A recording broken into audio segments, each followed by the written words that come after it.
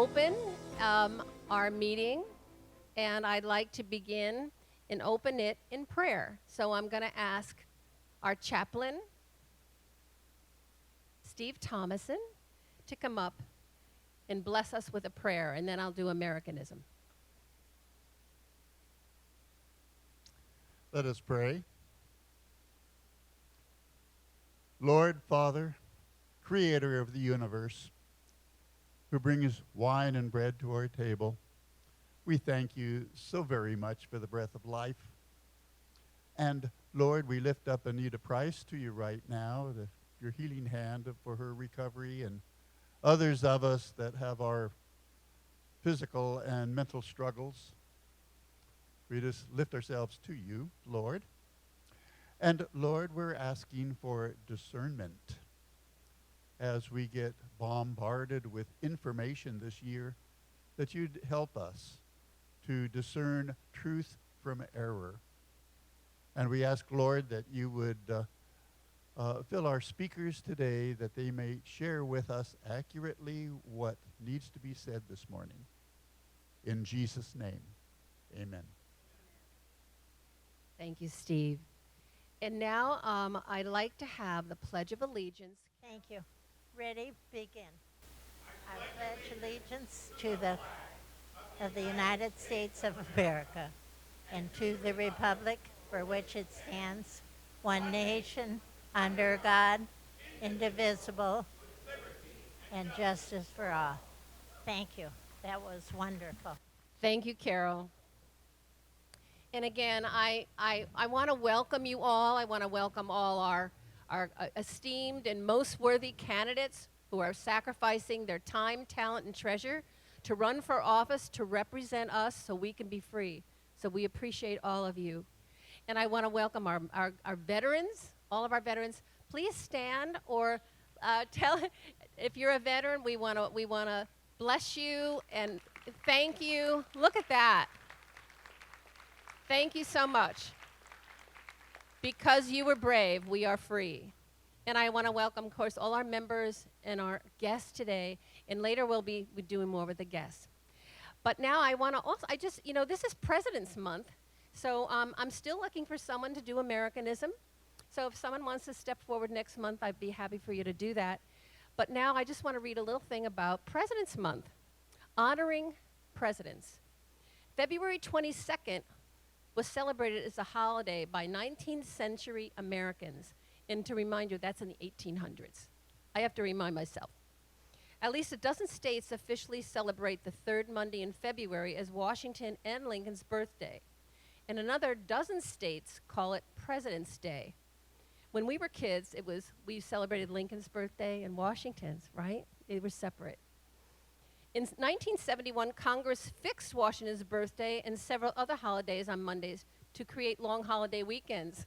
I know we all like those. As much as both Washington and Lincoln are revered, the federal holiday officially remains Washington's birthday. I did not realize that. It's still his birthday.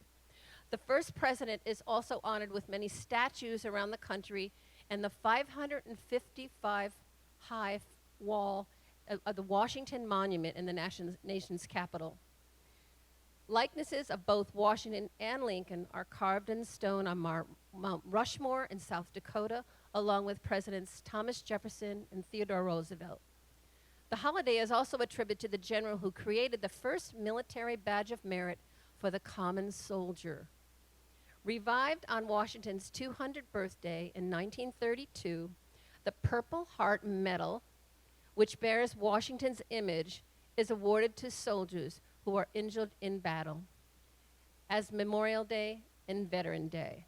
So with that, let us remember, as Americans, we are going through a tremendous amount of chaos now, but we got to remember where we come from. 248 years is our republic, so that's why we fight. That's why we're all here. That's why we do what we do. These people are going to work hard day and night to represent us and keep us free. So without further ado, I'm going to give you Ro Kendall to introduce our keynote speaker. Thank you, Pat. Welcome, everyone. I'm so happy to see this room filled. Oh, The room got smaller. Well, that's okay. We like it. It's cozy.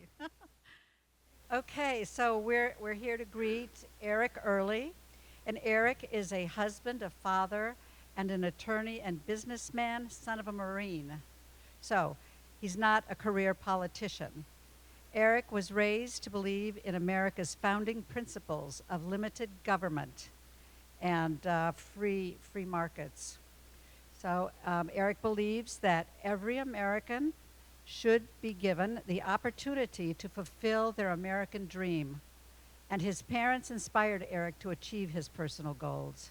As a co-owner and managing partner of a nationally recognized law firm, Eric understands how difficult it is to start and run a successful business. As your next U.S. Senator, Eric will work to cut overly burdensome regulations that get in the way of entrepreneurship and job creation.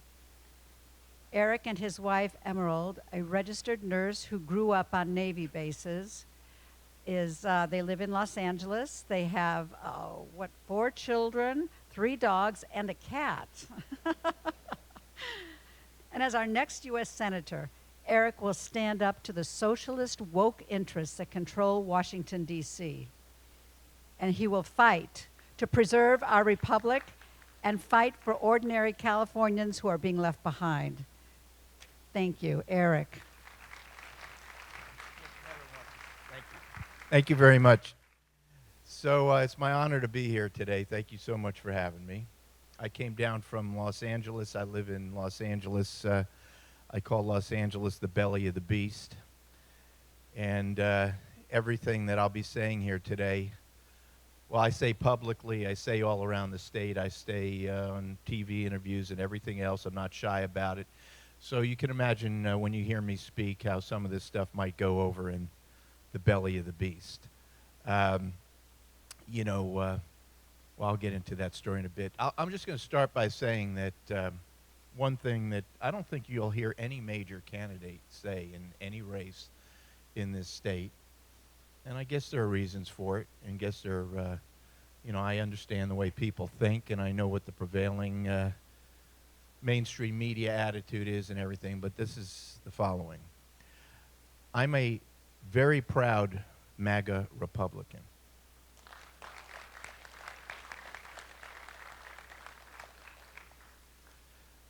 I think Donald Trump was one of the best presidents we ever had. Like I say that everywhere. I say it in the belly of the beast. I say it all around California. And by the way, there are patriots all around this state and this country that feel exactly the same way. I mean, what is a MAGA Republican? A MAGA Republican is not what the person in the White House, who I call the smiling felon, says. Joe Biden's a felon. I've been an attorney for 30 years. And notwithstanding the entire cover-up, the obstruction of justice that's going on by the Democrat-elected officials, the mainstream media, the deep state, and everything else, even from the limited evidence we've been able to see that the great James Comer's been able to gather in the House of Representatives. If I had Joe Biden on a witness stand, I could get that guy convicted of felonies right now. And that's a much harder standard than high crimes and misdemeanors, for which he absolutely should be impeached. But the smiling felon, according to the smiling felon, MAGA Republicans, we're all a bunch of insurrectionists, right? We're domestic enemies. We're going to take down the country. He stands in front of, bright red backgrounds, and he starts you start seeing his real personality come out because he's a snake. He tries to act like he's Mr. Nice Guy. So many people believe that. A MAGA Republican is a patriot. A MAGA Republican loves America. A MAGA Republican reveres our Constitution. A MAGA Republican supports law and order. A MAGA Republican supports our military. A MAGA Republican believes in American exceptionalism. A MAGA Republican wants to see every kid grow up of every race, creed, and color and get a real education and not be indoctrinated. That's what a MAGA Republican is. And when Joe Biden gets up there and condemns political violence, and he's referring to MAGA Republicans, right? He never says a word about the real violent political ones in this country. Antifa, an American terrorist organization. BLM, started by flat-out Marxists. And now these groups out there that tried to break right through the White House gates 2 or 3 weeks ago that are supporting the death cult known as Hamas. By the way, all they are is Antifa. They changed their outfits. 2 years ago, they were wearing black. Now they're wearing, whatever the headdress is, Ask any one of them what they think of our country, and they hate our country. So, yeah, I'm a proud MAGA Republican. And one thing I've learned as a lawyer a long time ago is you have to take control of the narrative, okay? You cannot let them take control of the narrative. I've been in courtrooms. I represent great clients all around our state, our country. I represent One American News Network. Great client. And I'll tell you, those are patriots. 3 guys, the Herring family. Robert Herring, Charles Herring, Bobby Herring. What they're going through right now in this country because of the truth and the point of view that they want to put out there is unbelievable. But we always learn to take control of the narrative, and that's what you have to do. And these people on the far left are masters at taking control of the narrative. And they pound it into our heads with the brainwash apparatus, this media that's all over the place, that's ubiquitous. They control the narrative. And so, because of them, people like us who love our country, us terrible MAGA Republicans, we are the domestic enemies in the nation right now. It's a remarkable thing. When they are the domestic enemies, they are the domestic enemies. And I will never stop saying that over and over and over again. And I'll be talking about that more, about those domestic enemies. And the reason they focused on the term domestic enemy, by the way, is because when you're elected, everybody takes an oath. You have to protect our nation and the Constitution from our enemies, foreign and domestic. So they decided to define what a domestic enemy is. And now they have decided to go after patriots who love our country, which is what we're facing on a daily basis now. So a little bit more about my background. Yes, I'm the managing partner. It's a 25-lawyer law firm. I run the law firm. I'm one of the people that own the law firm. We started it, myself and 4 guys, 5 of us total, broke away from a big fancy Century City law firm. About 14 years ago, we decided we wanted to go on our own. And it's been great, and we represent great clients all around the country.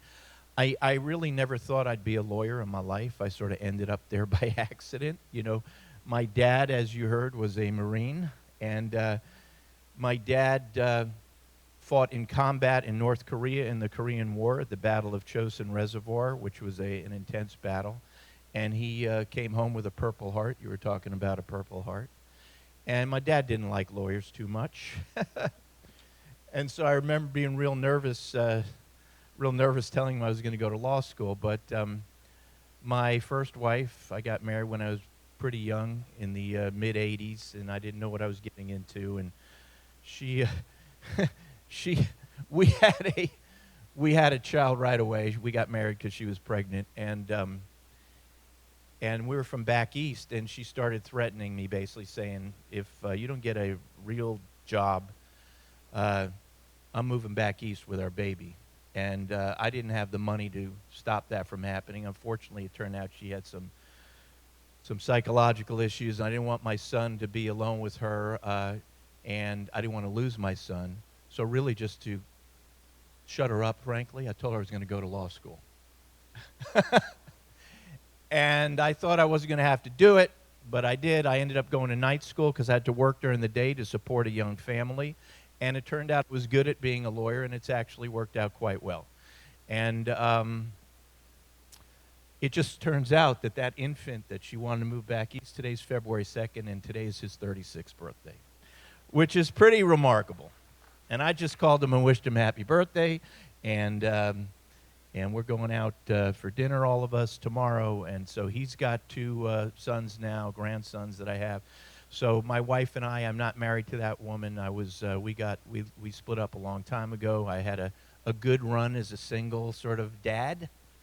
And then I really wasn't planning to get married. Then about 7 years ago, well, whenever it was when they were having the presidential debates, when it was the Republicans and Donald Trump had not been elected yet. You remember they were all on stage, Marco Rubio, and well, it was the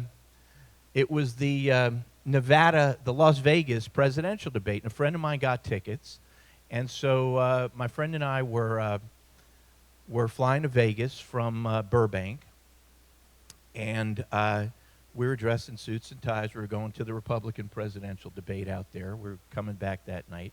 And it was on Southwest Airlines, and he said, Eric, it was a full flight. He said, Eric, I have this surefire way to make sure nobody sits in the middle seat, okay? So we were like the first ones on the plane. He said, okay, you sit by the window. He sat by the aisle, big guy, crossed his legs, opened a newspaper, blocked the whole aisle. And sure enough, the whole plane was filling up. And then I looked around the edge of the paper, saw a few scragglers walking in. I saw a woman I thought was attractive, and I said, Lord, you might want to put the paper down. I rarely say this stuff publicly, but I've been given more time today. And sure enough, she sits between us, and that was the day of that debate, so we know the exact day we met, and she's my wife. Yeah. She is she is a registered nurse. She is an incredible person. She grew up on Navy bases. She did a large part of her growing up down here in San Diego. Her father recently retired, my father-in-law, from the Navy, and he went over to Subic Bay. We used to have Subic Bay in the Philippines, right? And he met her mom over there, and push came to shove, and out came my wife. And so we have just really a very blessed life. You know, but she brought 2 kids with her. I have my own 2 kids. So we have 4 kids. We have 3 dogs. We have a cat. She brought all the pets into my life. I tried desperately to stay away from having pets in my life because even though I love animals, I just have they don't live long enough, and I just don't want to deal with the tough part when they pass on. So the cat, Munchichi, Himalayan Persian, and I have this special bond, frankly. She's unbelievable. But we have an English bulldog, and she was amazing. We have 2 chihuahuas. And now my wife, Emerald, is raising chickens and ducks, exotic chickens and ducks in Los Angeles, California. And I got some videos on me. You'd be amazed at what's going on in our house. So, you know, my wife and I were very blessed. We come from a military family. One of our sons is in the Navy right now.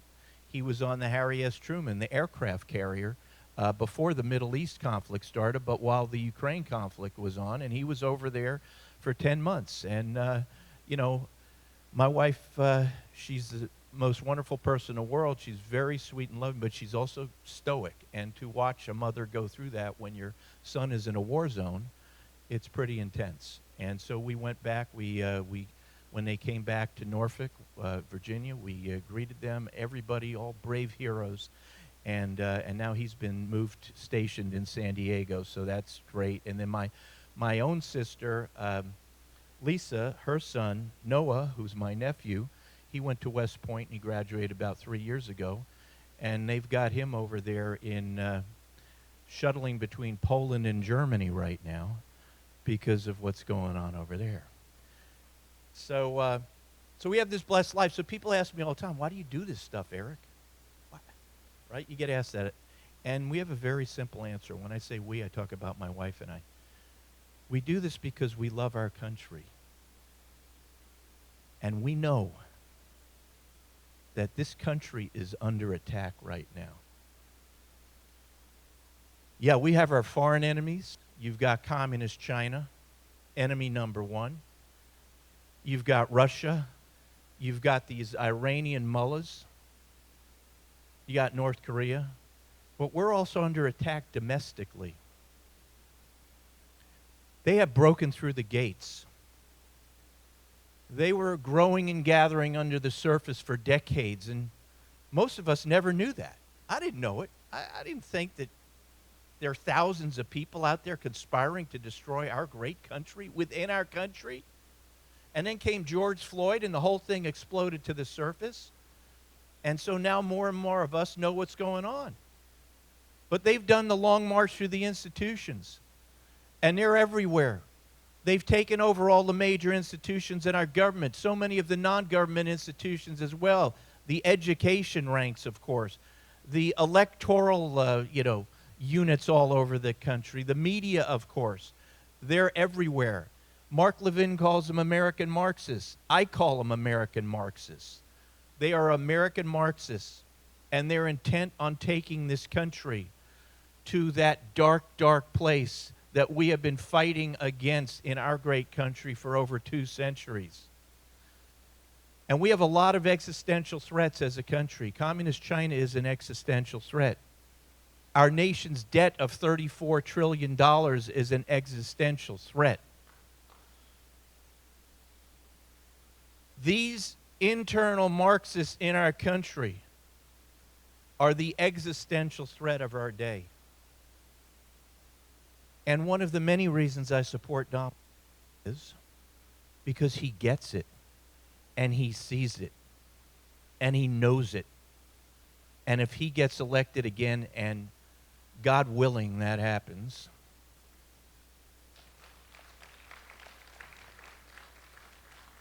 and you see what he's up against,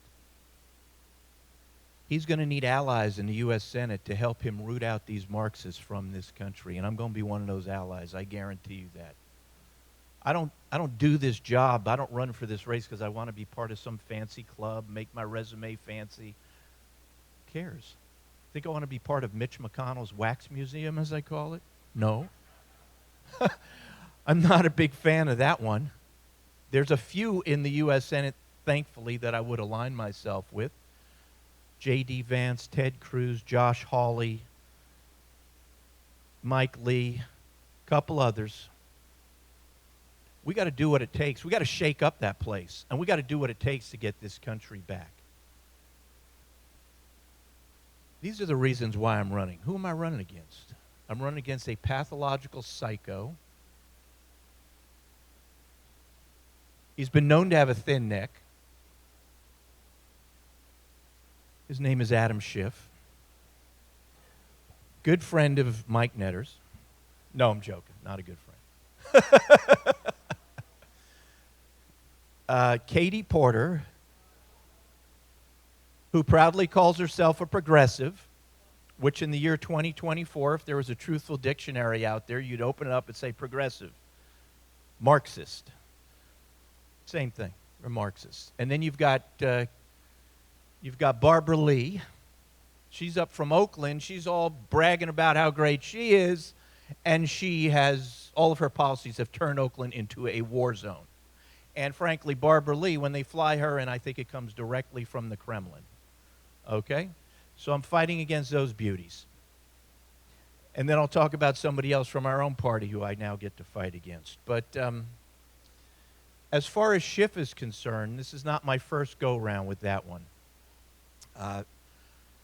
Soon after Donald Trump was elected, you'll remember, and it was even before Trump got in office, there was this unknown congressman, and he starts getting on the news every day, every minute of every day, every second. He had evidence that Donald Trump colluded with Russians to get elected. Trump had not even entered the office. And many of us, we don't have access to classified information. I'm looking at this guy. I'm saying, this guy's lying to our face. This guy didn't collude with Russians to get elected. And yet the Wolf Blitzers and the Rachel Maddows, they keep throwing him softballs. It's going on and on. And I live in Schiff's district. So I looked at my wife one day. I said, listen, this guy's lying to all of us. I said, I got to run against him.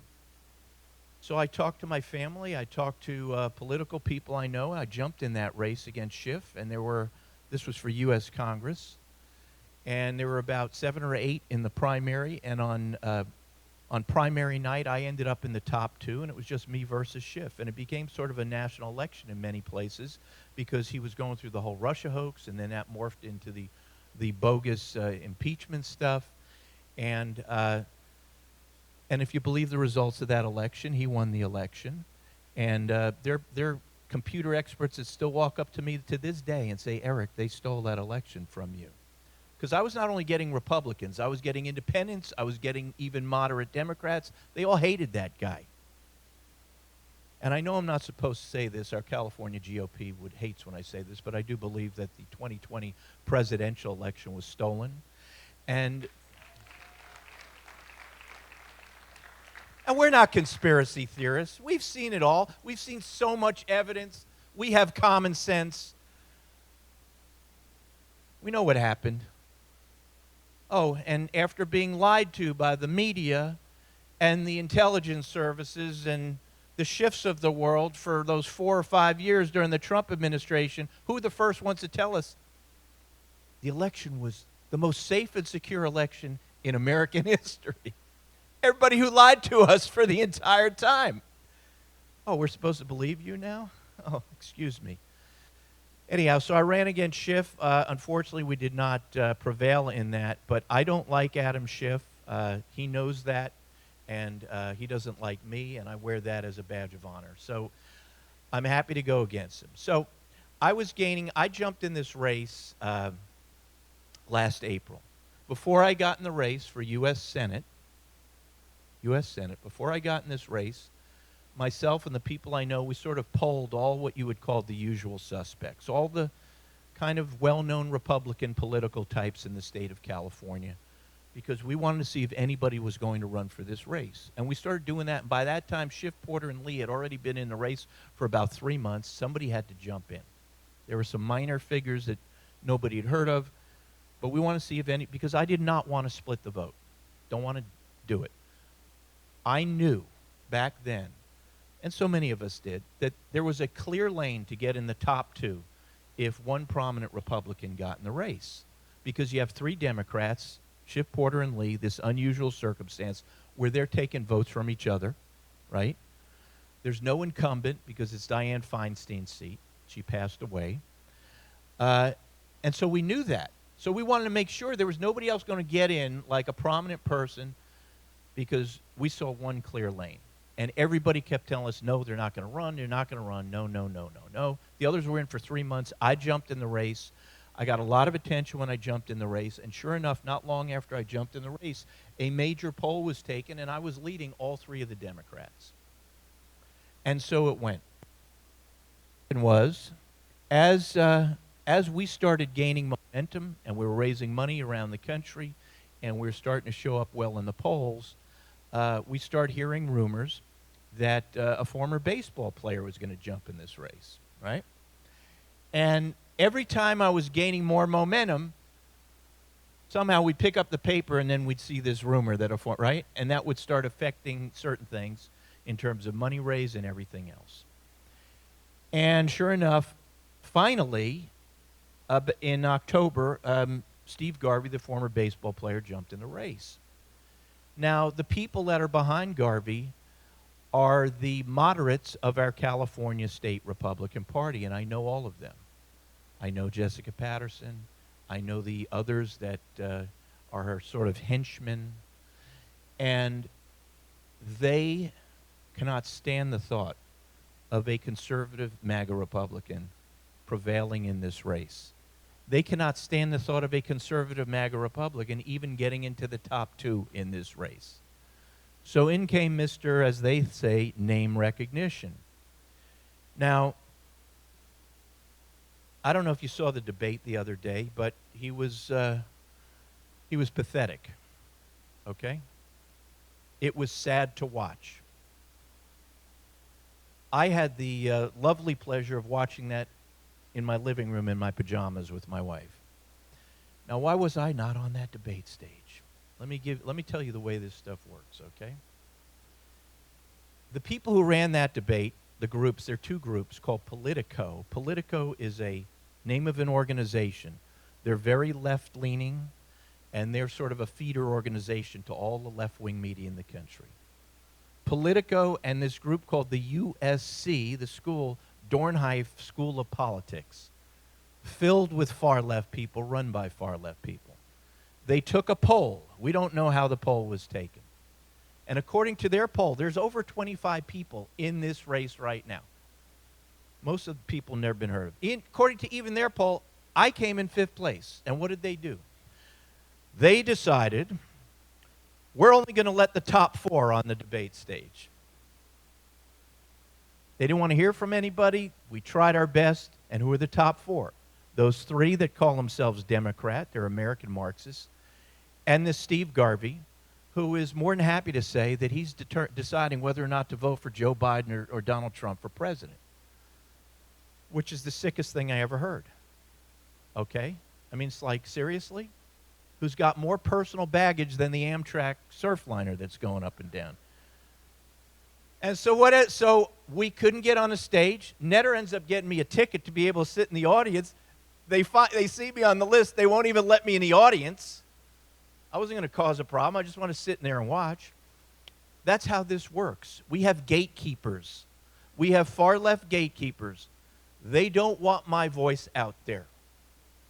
They want to hear the things that I have to say. They don't want to hear my position. They don't want the people to hear them. And this, by the way, is in a state where every poll being taken says that there are between 20 and 40% of Californians are undecided right now. And so the next debate is going to be February 12th. And another group of far-left gatekeepers have decided to keep me off as well.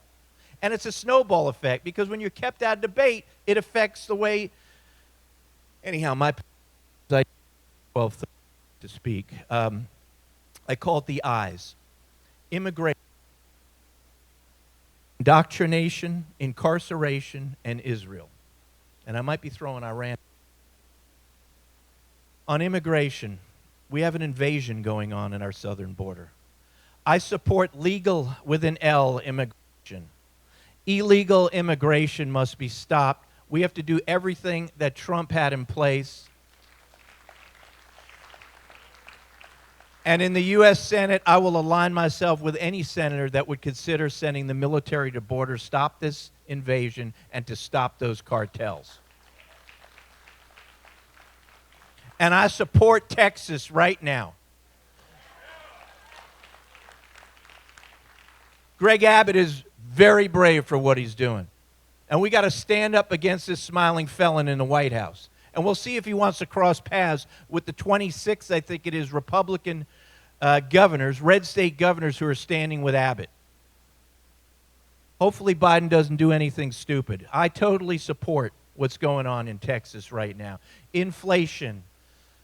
Americans are being crushed. You all know about it. Every single cost around. Just in the last 3 years, everybody knows. We all know it. And then we got to look at this smiling felon Biden come on TV, or this nincompoop Gavin Newsom come on TV and tell us how great the economy's doing. They think we're idiots. They treat us like idiots. I'm a huge supporter of our fossil fuel industry. We bring down the cost of a barrel of oil, everything else goes down as well. We got to be energy independent again. We got to be drilling. We got to be leasing the lands again. We've got to be fracking, nuclear, coal mining, etc. Indoctrination. And there's nobody in this race saying these things. Steve Garvey, unfortunately, he was a great baseball player. I don't think he understands most of these issues. It's just indoctrination. Our schools have become indoctrination camps. Starting in kindergarten, going all the way through college. It used to just be college, okay? Starts in kindergarten now. They're dividing our kids by race. They're bringing in these, all white people are oppressors, all brown people are victims. You wonder why so many of these privileged white kids come out the other side and they hate America and they hate themselves? Because they've been through years and years of why they should hate themselves. America's bad. We're all oppressors. We're all colonizers. Right? We're all occupiers. This starts in kindergarten now. This sexual stuff. 5-year-old, 6-year-old walks in, knows nothing about sex. They do know that mommy's a woman, daddy's a guy, the dog is a girl or a boy, their brother's a boy or that's what they know. And they're getting pummeled in their brains right now with this gender fluidity stuff. It doesn't matter if you're a boy or a girl. You can be anything you want to be. These books that are just over the top, out of control, sexualized stuff. And kids go into classes now and they're asked by the teachers, so what pronoun do you want to be called?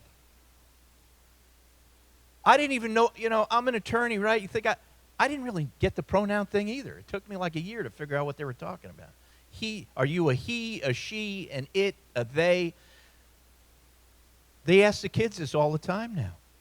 And the teachers are instructed in the blue states, leading with this one, if a girl comes in and she's 10 years old and she says, my pronoun's he, the teachers and the administrators of school are instructed, do not tell the parents that this kid is thinking this. This is coming right down from Newsom's office all the way down. And that's a whole other thing that I could get into and talk about. They are destroying our kids' brains. This craziness we're seeing everywhere now in this country, where people come out and demonstrate for Hamas, a death cult, for example, where they tear down statues, where they hate our country, where they want to destroy our fossil fuel industry, where no credible expert on the planet will ever tell you that this country can survive without fossil fuel, etc., etc. This is where it comes from. They've been thoroughly brainwashed. We're dealing with a generation of zombies. We've got to get their brains back. Incarceration. If you commit a crime, there must be punishment. It's that simple. Israel. Well, I think you know where I stand already. I stand with Israel. They're fighting a death cult. A death cult that hates Western civilization. A death cult that hates Christianity. A death cult that hates Judaism. A death cult that wants to destroy all of us. It goes right to the head of the snake in Iran. We've got to let Israel do what it needs to do to, as they say, destroy that death cult.